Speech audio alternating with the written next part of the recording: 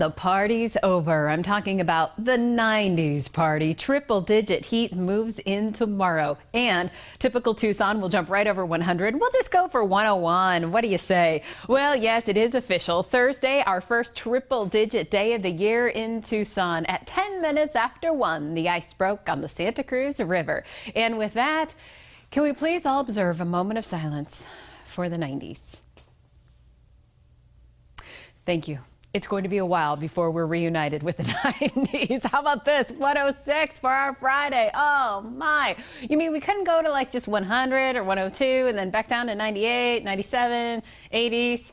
Nah, wouldn't be Tucson, right? 106 for us on Friday. You can see the lion's share of the rain has kind of been falling from Colorado through New Mexico and just kind of clipping that southeast corner of Arizona. When we take a big step back, still seeing those clouds developing here over northern Mexico. Not necessarily our monsoonal pattern just yet. That subtropical high still trying to find its monsoon home, but it's a sign that it's on the move and that it's working on it. The moisture is certainly increasing south of the border, which is where we like to look to see if that tropical moisture from the Gulf of Mexico has made its way nearby yet. It is juicy, super soupy air right now. So here you have it, our dew point tracker. Yes, I admit we've kind of gotten a little bit busy with some other stuff.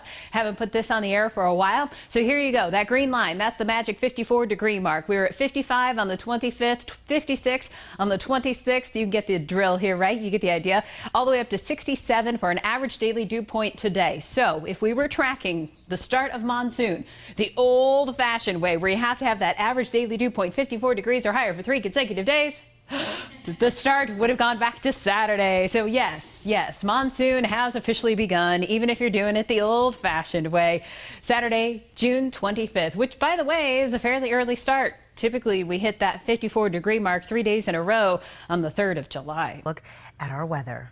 Yeah, Stella, we want to start you off with a time-lapse video of the microburst that hit Oro Valley on Tuesday. Douglas Groenhoff just sent us this time-lapse. It encompasses about an hour, and it shows you just how the skies develop into this big towering cumulus cloud. And those microbursts happen when you get those clouds towering vertically very, very quickly. The air at the top becomes super cold, heavy, dense, and in this case, holding a lot of water, as this was a wet microburst. And when it just can't stay aloft any longer, it shoots down to the surface, and then it just spreads out across the surface, accompanied by wind gusts upwards of 100, maybe 70 to 100 miles per hour. So it oftentimes will do damage very much like a tornado, but in a smaller area, maybe 1 to 5 miles in diameter. And boy, amazing pictures coming in from this as well. Take a look at all these pictures of that microburst which hit Oro Valley. And our thanks to all of our viewers for sending in those pictures, and of course to Douglas for that amazing time-lapse video. Well, the southeastern U.S. is bracing for Hurricane Matthew. Yeah, here's Chief Meteorologist Erin Christiansen with a look at that. Take a look at this cell phone video coming out of Haiti now. You can see just driving rain with winds at 145 miles per hour. Some areas of Haiti have received upwards of 15 inches worth of rain. And of course, that wind has downed some power lines across the area too. This storm system now barreling its way through the Bahamas as a very major hurricane, still a Category 3 with winds up to 130 miles per hour. So I would expect to see scenes similar to this coming out of the Bahamas here tonight and tomorrow. Let's give you a look at the storm system now. Keep in mind there is no radar over the Bahamas, so you're really not getting the full impact of the rain that's wrapping around this storm system.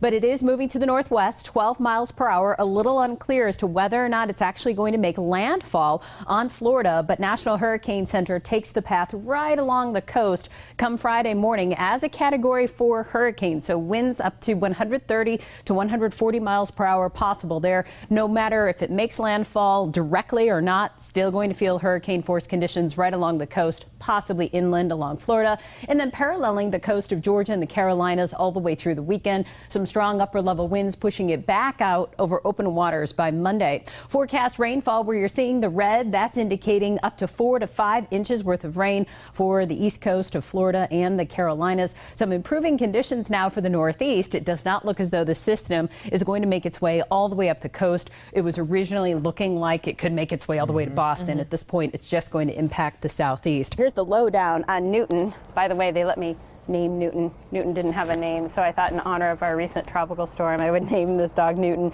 Newton is a male. Here, everybody wants to see your face. They don't want to see me. There we go. Came in as a stray. Can you believe this? They believe Newton to be a Terrier Maltese mix, just about 2 years old, and was just recently neutered. So he is ready to go, and free adoptions this weekend at PAC and at all of the PetSmart locations. There are 4 of them. So from 10 to 4 tomorrow, Saturday and Sunday, adoptions are free. They come fully loaded, meaning they've got their microchip, they've got all their shots. You do have to pay a $17 registration fee, though, for the dog. So guys, come on out and check out Newton, because I don't think he's going to be here long. We'll be right back after the break. Like you're up to something. You know, I can't believe the unusual fan I just found, Stella. Who says that dogs and cats can't get along? But this is one unusual Wildcats fan. This is a husky. This is Ari the husky. And I had to stop his owner, Lindsay, and just to clarify whether or not he would be rooting for the Cats or rooting for the Huskies tomorrow night. And Lindsay assures me that this is definitely a Wildcat dog. Of course, yeah. Will be for life, too. Now, have you been getting some strange looks here today, walking around with the husky? Yeah, they think I'm representing the wrong team, but he's a Wildcats fan for sure. Okay, well, you know what? We need to get him some swag. We need to get him a little U of A bandana or something like that. Just to clarify, of course. That's probably a good idea. Right, because you might be getting those strange looks, but certainly a lot of people have stopped you to talk with Ari. Oh, yeah, absolutely. He's very popular around here. Does Ari have a prediction on the score tomorrow? That we're going to take it, of course. That we're going to win, right? Of course, yeah. Fair down, Arizona. Thanks, Ari. We're glad to hear that you're going to be rooting for the Cats. All right, let's give you a look at the forecast.